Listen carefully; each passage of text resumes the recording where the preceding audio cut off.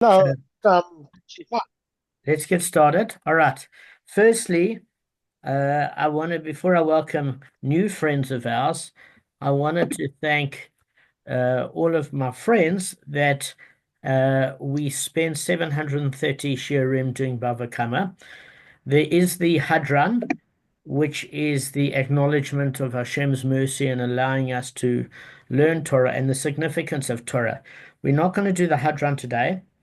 There will be a time that Arthur, Gavin, Kevin, and whomever else attended can select a time and I will fit in with theirs. It'll take approximately 15 or 20 minutes. You can choose a Saturday night, or for example, Gavin, if you've got a 20-minute gap tomorrow, but where you might not be working, we can do it tomorrow. It's up to you guys to determine. You tell me, and we'll do the Hadran. But it's important that we do it. But it is going to take 15 to 20 minutes. But it's not, I don't want it to delay what we're doing today. But it's important. Ja, You guys waar have dan worked voor? hard, and you deserve to have the spiritual benefit of the Hadran. Um, you obviously have to speak to your local rabbi as to whether or not you do rabbinical kaddish and host a kiddush or whatever, because all of you in different parts. Okay, so we're going to learn new material. I'd like to welcome Brendan James and Lance. Lance, you met the other day. Lance, I know your phone is charging, but obviously I'll switch the computer. oh, you switched to now we see you. Beautiful. Okay, so I just wanted to give you a little bit of an understanding of what we can undertake and why. We have decided after much review, I spoke to Rabbi Ron Cohen, I spoke to Rabbi Goldschmidt, Simcha Steinhauer, and we're going to be doing Makkot with the group. So there's an order called Nezikin, and Nezikin are basically damages. Now, when we say damages, it's a general category. So what you'll have under Nezikin is if you look under Art Scroll, you will see that there's 17 manuals. There are three on Bava Kama, there are three on Bava Metzia, three on Bava Basra, three on Sanhedrin. You've got Shavuos, which is oath. You've got Makot, which is corporal punishment, and you've got Edios, and which forms another component. So your basic laws are broken up in the following categories. Sanhedrin deals with capital offenses, at which it delineates obviously death penalty cases. Makot is corporal punishment. Now, the problem is today, if you say, especially woke people, that you can't ever hit anybody and it's a bad idea and it's abusing people or children or whatever, let me just put in the context of where it becomes pretty important in a society. Is that if you've got a road rage incident where a person's got a habitual nature of aggressively assaulting other people because he's twice their size, there's nothing like 30 lashes. We might not give him 39, but to half break his spirit into submission within real societal norms. You'd be amazed how corporal Hello? punishment gets people to behave well. So obviously, one of the Hello? criteria we're going to deal with the third chapter is we're going to be looking at what qualifies as reasonable amount of makkos based on lashes, based on not only the offense, but also the medical condition of the perpetrator themselves. So a lot of factors are taken into account. But I think whenever you deal with a society today where they say, no, you shouldn't have the death penalty because it doesn't bring anybody back, and what's done is done, or whatever the case may be, it's all very well, but when you're having a society of hundreds of thousands or millions, again, there's nothing like execution when people run amok and they murder others to get the entire country in line. So you've got the penal system, which, for example, will be for an inadvertent killing the city of refuge. It's also known as the city of exile. I'll explain the difference now. You'll have makot, which is corporal punishment of lashes. It never killed us going to school getting a caning or two, because otherwise you've got children that are extremely difficult to control in a classroom. However, the difference between Makkot is that people that were dispensing the appropriate lashes were the court system, and it wasn't a teacher frustrated where he really wanted to beat the heck out of the child and has got no self-control himself.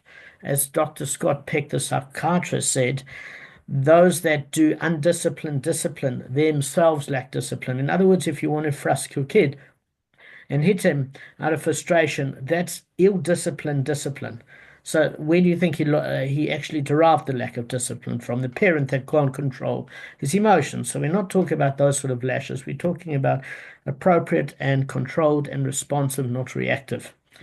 And obviously, Bava Kama dealt with laws of damages and creditors and debtors. Bava Metzia deals with acquisitions, and Bava Basra property law, and Bava Metzia also deals with issues like usury, etc., etc. So why I'm bringing this up is because you'll notice many things in Makkot have references to other Masechtas, which is normal, and we're going to refer to them throughout.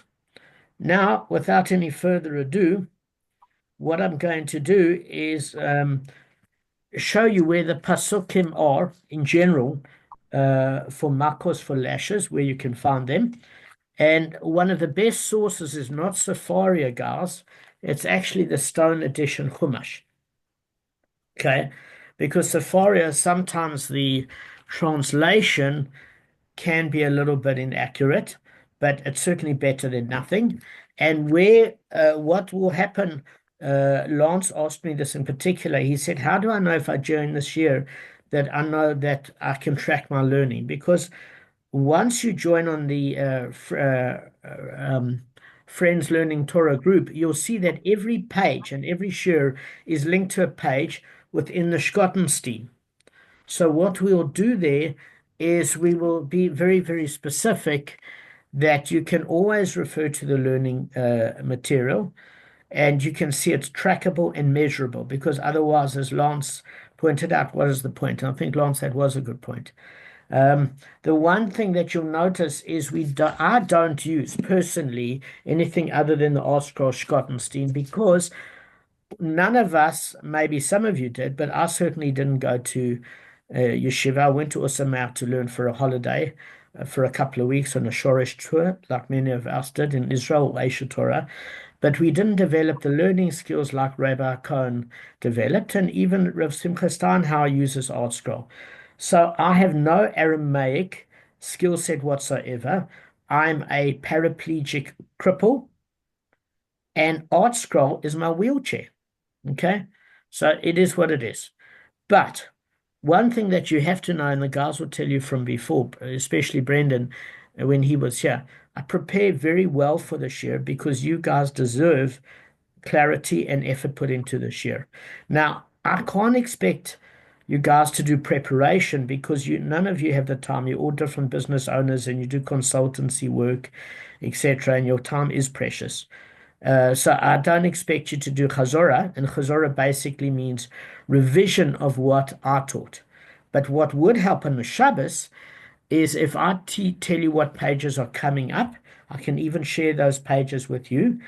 I did, Makkot particularly isn't a halachic problem because I did buy the license for those 17 books of Nezikin, where if you want the learning material and you don't have access to the Shul or Gavin, for example, prefer to read the PDF than written format, you can prepare for the shir for the week ahead, which is optimal. What is the reason? Is you'll have a pacing problem. When you are reading a Gemara, you stop reading at the point of lack of comprehension. Obviously, when you're attending a shir, a Rabbi Cohen is very fast. He does a daf and a half in a day in 5 days. So the thing of it is, at the point where I lose him, he's got ahead. And I found it very difficult to be able to follow sometimes because my mind might still be on point 2, and he's already on the 4th point after having developed point 2, 3, and 4. One of the reasons why we're not doing the Daf Yomi pace is if there's no effort involved because you guys have got busy lives, we're not going to cope. What we did was Rabbi Arbach's suggestion was a Daf Shavua, which gives you enough um, what do you call it? Enough of a pace where it has good coverage, but slow enough where you can absorb every step. And what would be a nice too is on the Shabbos, if you can prepare for the week ahead. It's only a daf to learn. It's up to you, guys. So before we get started, um, I just wanted Lance and Brendan as the new guys to introduce themselves. Uh, Lance, you met the other day. Brendan, you want to go first? Yeah, thanks for having me, guys. I really appreciate it, and I'm excited for this learning opportunity, and it's great to see you guys. Uh, Uh, Perfect. Likewise, nice to see you, Brendan. We Likewise. haven't seen you for a while. Very nice to see you. And Yeah, Lance, you might have met Brendan because he davens Aisha Torah, Chofetz Chaim, and obviously does travel. Or hey Lance, like me, you're the wandering Jew. it pretty much is. Okay, so what we're going to do is we're going to go through the sourcing of where Makkos derives from. And they're basically different chapters in Makkot, and I'll show you the scriptural sourcing. Because with the oral Torah, everything in the oral Torah is based on the written Torah. So I'm going to explain some concepts and how it works and where the sourcing is and where it links to the other Gemaras. Okay. So, guys, the first chapter deals primarily with a specific kind of discredited witness called a Zomamim or Eidim Zomamim. And there's a procedure that they undergo called a Hazama, and that's a procedure by which witnesses become Zomamim and the punishment that the Torah is going to prescribe for them. So, what actually does this mean? What is Eidim Zomamim and what does it have to do with Makkot? So what we're going to do is before we get into Makkot, we're going to show where the first example of Eidim Zomamim occur within Sanhedrin, where Gavin did cover Simcha Steinhauer, because it's going to follow directly through to Makkot, and you need to have a basic understanding. So before I share the pasuk, what you've got this case in Devarim, which for those English speakers, when we upload it on YouTube, is chapter 19 and it's verse 16 to 21. And the Torah prescribes that false witnesses are punished with the very consequence that they plan to inflict upon their victim of their plot. So, in other words, guys, they get a reciprocal punishment. So, whether it's capital punishment, which is mentioned in Sanhedrin, and we are going to go to a case there, whether you're dealing with Malchus or Makkos, which are lashes, which is corporal punishment, or monetary payments, which we dealt with a little bit in Bava Kama.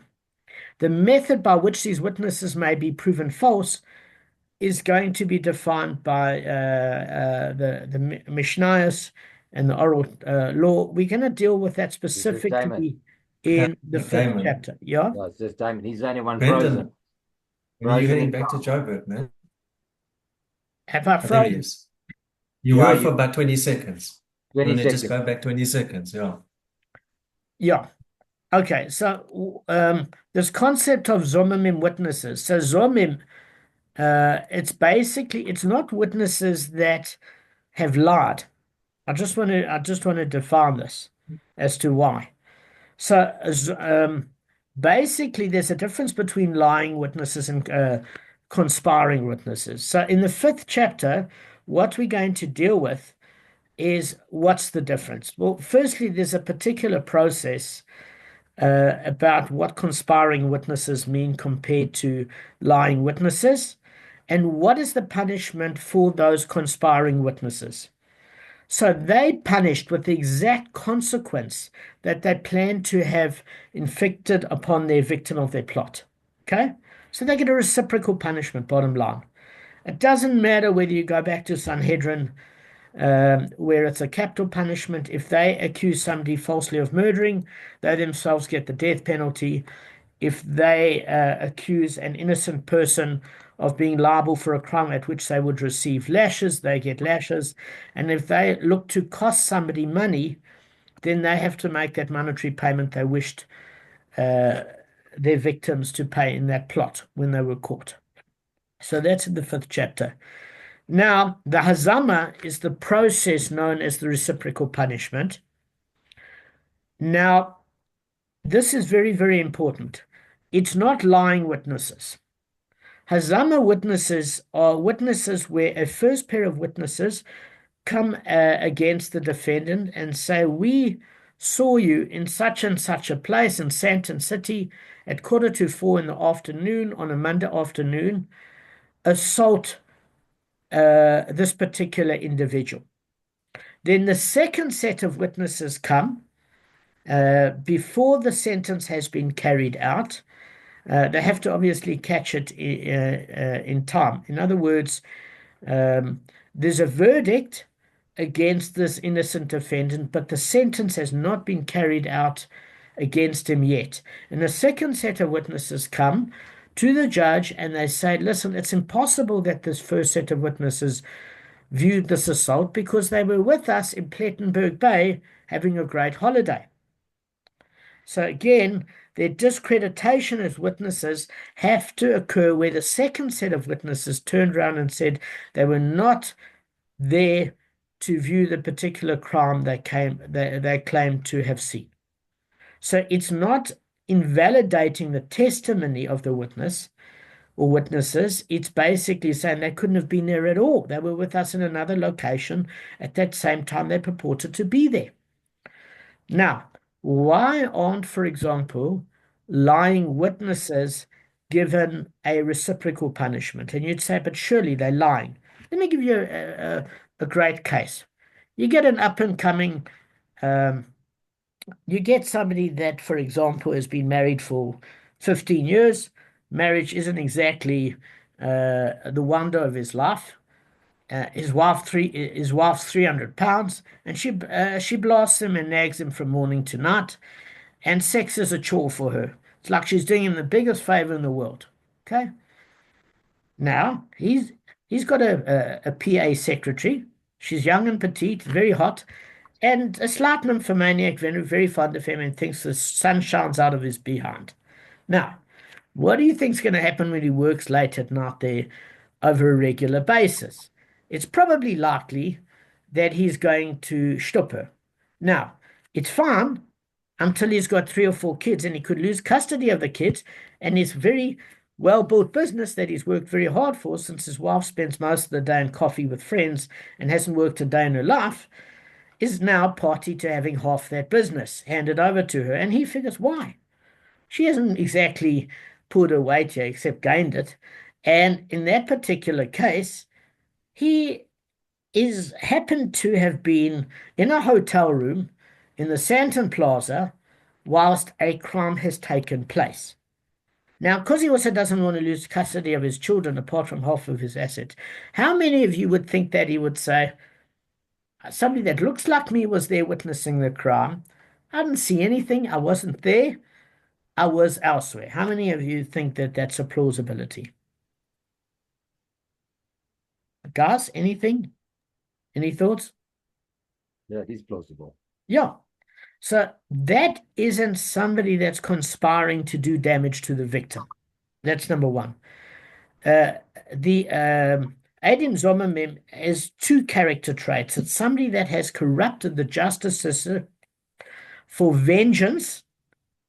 In other words, something that should be used as holiness. Even the non-Jews are commanded to set up courts of law, and Jewish courts of law had an added aspect of kedusha and mitzvah with them, and corrupted the system, used it as vengefulness against somebody for an innocent. They were innocent, and second to which, they were never there. So, again, if you, for example, have an argument where they're disputing the facts, and maybe one of them is lying. How can it work that they lie and they were there? Let's not take such an exaggerated case as a person having an affair. we can say that it looked like he maybe stabbed him 10 times when in fact he only stabbed him twice and the person was so emotionally overwrought that, what do you call it? It got exaggerated in his mind. Maybe it was a case where he assaulted the guy, but he didn't mean to kill him. The guy died, and by hitting his head on the concrete, but not from the blow. There are a myriad of things that could cause uh, issues like this. Sometimes there's a concept known as, what do you call it? Witness coaching. And they do this very much in America, where if you've got 10 people publicly that say they saw a certain thing and you were there, and your details are one or two details off, you would generally tend to believe the group and feel that maybe your unique approach might have been a little inaccurate since you have 10 other people that saw it slightly differently. So it's what you call mass peer pressure and realigning of what you think you saw. Okay. So, in order to get the reciprocal punishment of they have to be caught not being in that location and that time where they said they were. Now, so there are two major conditions that have to be met in order for the Hazama punishment. So, number one, witnesses are not liable to the punishment unless their victim has been convicted. This is very, very important. In other words, if a second set of witnesses comes during the trial and says, no, the first set weren't here at this location, that is not considered Eidim Zomamim because they were discredited before there was a verdict. Okay. And therefore, they're not punished with the reciprocal Hazama punishment. Number two, if the sentence has already been carried out and the victim, for example, in Sanhedrin, has been executed, they can no longer be punished by the courts for their crime of false testimony or conspiring testimony. So we're gonna discuss the reason for that. Now, I don't know, Brendan, I don't think you would know, but Lance, do you know what Kol V'chomer is? Could you explain it? Because the other guys had it ad nauseum in Bava Kama. I wanted to see if you could.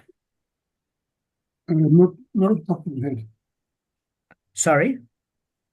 Not off the top of my head. It's a very familiar term, but I just can't think right now. That's okay. And you know what? That's the best, because then I'm adding clarity. So there's two concepts. There's a concept called a Kol V'chomer, and there's a concept called a dayo. Okay? So a Kol V'chomer is actually a Latin argument called an il fortiori argument, which means even more so. So you'll have a case at which in a lenient legal case, there's a particular stringency, Lance. There's a particular stringency. So then, when there's another legal case that almost is very similar in nature, but that case is stringent, even more so the stringency applies, meaning it's not more stringent, but there's certainly a basis for it. So, and again, in the Chumash, there's a legal case, and the case generally is pretty lenient, except for one particular aspect that is stringent. Then what you have is you have another legal case in the Chumash, at which you can either link by a Gazei Reshava or the other exegesis that's in page 39 of the Siddur. There's different ways to extrapolate, but they're basically saying in a lenient case, if there's a stringency, and there's another case that mimics it almost to a T, but it's a more stringent case, you can be sure that the stringency would apply there. That's a Kol V'chomer. Okay? Now, let me just ask Gavin. Gavin, do you remember what a dayo is? Well, Daya is there to limit the Kol V'chomer, so the stringency. So that's it. Correct, but the rule of the dayo, guys, is that the target case cannot be more stringent than the source case. Okay, that's very important to know. So what we're actually saying here is, in a lenient case where you have a particular stringency of how they paskin halacha. Then in a case that's more stringent, you would think, okay, let's have even more of a stringent response since the cases mimic each other. Does that make sense? And we come to say you can't do that. The only stringency you can go is what would mimic a stringency in a linear similar case, but not go more stringent just because the other case has other stringencies as well. So it's coming to constrain the target application to the same level of stringency as the source application in Chumash. Does that make sense? Yeah, thanks. I forgot that part. Thank you. Yeah, otherwise Gaza can get out of hand a little bit. You get what I'm saying? So, there are cases where it appeared, and then Lance, you've got what you call kiblei b'dirabah minei, which means basically that the lesser punishment is waived for the more stringent punishment in a case where the acts occurred in a timeline that was simultaneous. Let me give you an example. You'll see how it all plays out here. Is that if Shimon burns a Picasso with warning, in other words, there were two witnesses and he was about to light it, put petrol on it and about to light it on Shabbos, and they say, if you do this and you've been warned that breaking Shabbos is a death penalty offense, you will be executed. We've told you what the death penalty is. We've told you, we've had witnesses. You light that Picasso, they'll kill you. So he lights the Picasso. Now, because he damaged a $20 million Picasso at the same time as he broke Shabbos with the same act, his estate does not have to pay the damages, because the stronger penalty of the death penalty is applied, not both penalties for the same simultaneous timeline act. Okay? That what they could have done is taken either from the estate or before they killed him, taken it from him to whatever affordability he can do. They don't. So that's kiblei b'dirabah minei. The same thing when there are two different forms of execution. Okay? And you'll see how this relates to this case in Sanhedrin with Eidim Zomamim that we're going to do. You have more stringent death penalties for adultery compared to lesser ones. We'll go through it, and you would think that you generally apply the more stringent penalty. Why? Because it takes care of the lesser penalty when you take care of the stringent penalty. If you go for the lenient penalty in that particular case, then you haven't taken into account the more stringent penalty, so there's no kapora, atonement for it. Okay, that's one thing that you've got to bear in mind. So where does the kol v'chomer not apply in Eidim Zomamim?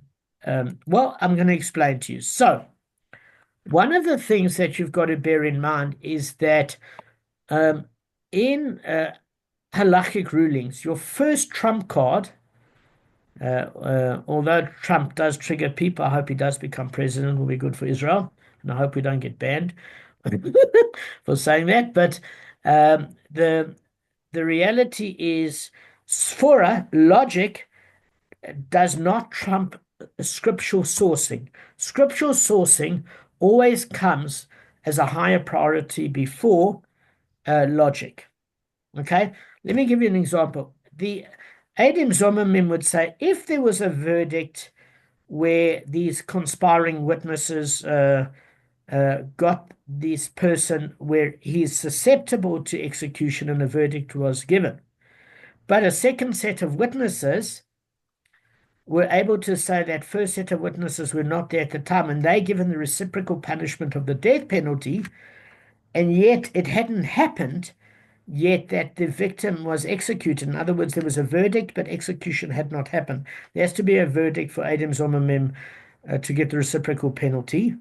Then surely in a case when the victim is executed, even more so, kol v'chomer, il futiori, the conspiring witnesses should be killed. In other words, if you attempted to have somebody killed and those Eidim Zomamim were caught after the verdict before the execution was cut out, was carried out, they get the reciprocal death penalty they intended to do to their victim. Then, even more so, if the victim is actually executed, they should get the reciprocal punishment. And the answer is no. That's why we can't use a kal vachomer, logical even more so. The reason being is that the kapora, the atonement that they achieve for A, corrupting the judicial system, and B, the horrendous act of trying to get an innocent person killed, is not as bad when your plan or plot was not successful. So you did corrupt the justice system, a verdict was given. Otherwise, if you didn't corrupt the justice system and there's no verdict, it doesn't come into play. But yet, the result of your actions never took fruition, and therefore those Eidim Zomimim are allowed the atonement of the reciprocal penalty, so they're not liable in Shemaim to the same degree. I'm not saying that they won't be, but it certainly does mitigate some of the punishment. However, you must know with all death penalty cases, it offers the opportunity for kapora. It doesn't offer kapora, meaning if there was one particular serial killer that said, if I had my chance again, they asked him his last words, what would he do? He said he'd like to put his hand across the neck of every individual on earth and strangle them till their eyes popped out. Now, that's something that's clearly not regretful of what they've done. So therefore, they don't get the opportunity that the death penalty afforded them in order to have atonement. It's when somebody is contrite that they get that opportunity for atonement. So then you say, well, then why should they atone? This happened in a case in South Africa where they poured boiling water on a woman and burnt her with the iron to try and extract her to open up the safe. And they were flabbergasted that they were genuinely sorry, and yet the judge punished them. Flabbergasted. This was near Tembisa Township. Flabbergasted. Why? Because on a basic level, if you stole 1,000 rand from somebody, let's use a monetary case, it's easier to understand, then you can be as sorry as you want. If you don't pay them the 1,000 rand back, you haven't done kapora. There's no restitution. Do you get what I'm saying? There's no justice and compensation served. As far as those proponents that argue with the death penalty and says it doesn't bring the person back, well, it sure as heck stops him from killing anybody else. I'll give you that much. Okay. So that's why you can't apply the kal vachomer. So again, just a quick bottom line. What is hazama? It's the process by which witnesses are proven false by testimony because the second set of witnesses have placed them elsewhere at the time the alleged incident occurred. Whenever you read the word hazama penalty, it's reciprocal punishment. What they intended to do to their victim upon a verdict given is done to them reciprocally. Makkos or Makkos are lashes, and Zomimim are the conspiring witnesses. Now, we're going to end at this point. Kevin usually gives us a couple of minutes of... Can I ask you a quick question? Yeah, Sorry. sure. Before Kevin starts, sorry, I'll be quick because Kevin needs time as well. Sorry, you might have explained it. I just maybe lost my train of thought. Sorry, can you just repeat, if you did say it, why do they not, if the conviction's gone through and they're being killed innocently, why do they not get the death penalty? Excellent question. And I'm always happy to repeat it because it means if you didn't understand it, I didn't explain it clear enough. No, I don't know if I heard you. I might have lost concentration. So what it means is that it's a privilege to get the reciprocal penalty because it's some way that they can get atonement for their sin of corrupting the justice system and trying to get an innocent person damaged. At the point where that person was actually damaged by their false and conspiring testimony, they don't deserve the mercy of punishment in this world. They're going to get the full punishment in the next world. It's like a mafia boss that thinks he's clever because witnesses keep disappearing and he thinks he got away with it. Believe me, he got all his reward in Olam Hazeh in this world, and Hashem's waiting to have a chat with him. Believe me. So it's better that a person gets their trials and punishments in this world so they're clean in the next world. They're not afforded the kindness of atonement by the reciprocal penalty if their attempts to damage somebody are successful. There's another reason, quickly, guys, Kevin, this is important, is that in Shemaim, the person was deemed to have committed a crime where they deserved that punishment from a previous lifetime incarnation or that lifetime. So it says in Pikei Avot, the one rabbi spoke to the other, said, you see that skull floating in the water? He drowned others, and therefore he was drowned, and those that drowned him will be drowned. There's a fundamental concept in Judaism that no punishment is erratic or random, and that sentence came down from Shemayim, and that person deserved whatever punishment they got in some way, either in this lifetime or previous. However, by choosing to be the shaliach, the agent, to dispense evil, that person is held accountable. Just like we were meant to spend time in Egypt, the Egyptians are punished because they took glee in mercilessly beating us and giving us the worst sort of punishment in our incarceration in exile, when in fact they could have almost treated us reasonably as a workforce that wasn't allowed to return to our own land. So whoever chooses in life, and we'll end off on this now, to be the shaliach of good, almost the instrument of good, will be rewarded. If you choose to be the instrument to punish somebody, even though it's divinely ordained that that person is rewarded or punishment, you will choose your role and you will be rewarded or punished appropriately. Kevin, teach us. Okay, just a short one, so you can actually speak. It could have gone a little bit longer anyway. So we just read Parashat Noach, excuse me, last Shabbos, and one of the incidents in the story of Noach was when they alighted the teva. Noach planted a vineyard. He got drunk, debased himself, and was uncovered. What I and most people understand it to be is he wasn't fully clothed. And Cham mocked him, and Shem and Yafet, the two other brothers, carried him away without looking. So the lesson is to look after, protect someone's honor, and look and care for them as if it's your own, and especially if it's a friend or close family, even more so. So they protected his honor, and they didn't look at him. They carried him out of that place and covered him up. And whereas Cham didn't, and Cham was punished. And so that's just a lesson, just to and I've got an example. If it could happen to any of us, that let's say you're sitting in a